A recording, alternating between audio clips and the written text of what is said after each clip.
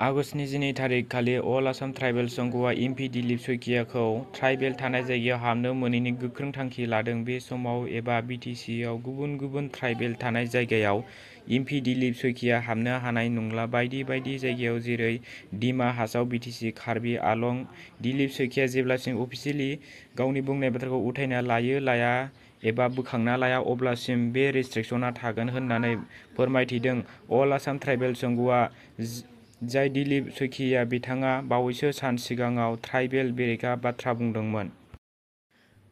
मावफुं सोद्रोमा रनजित बसुमतारीनि रायजोफोरखौ बाखनायजाथाव हेफाजाब होनाय। थांनाय मैया 12 आगस्त खालि मादापुर गामियाव दैबानाजों भुगिनांनाय माइनरिटि हारिनि सुबुंफोरखौ हेफाजाब होदों। बिथां रनजित बसुमतारीया रायजोआव थाद'नाय गैयै अखा हानाया गिख्रंथाव महराव सोलायदों, जायनि जाहोनाव गुबुन गुबुन ओनसोलनि सुबुंफोरा दैबानानि जेंनाजों भुगिनांदों।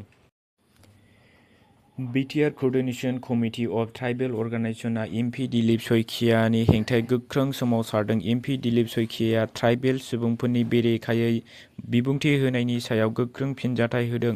BTR coordination committee of tribal अर्गेनाइजेशनआ लोगोसे ट्राइबेल सुबुंफोरनि बेरेखायै बिबुंथि होनायनि थाखाय निमाहा बियाब्ला आयेनारि राहा लानो हुमखि होदों। बिटिआर क'अर्डिनेशन अफ ट्राइबेल अर्गेनाइजेशननि दैदेनगिरिफोरा फैगौ 16 आगस्त खालाराव बड'लेण्ड एफ सि हानजाया north east United F C हानजाजों नैथि क्वार्टार फाइनाल गेलेगोन।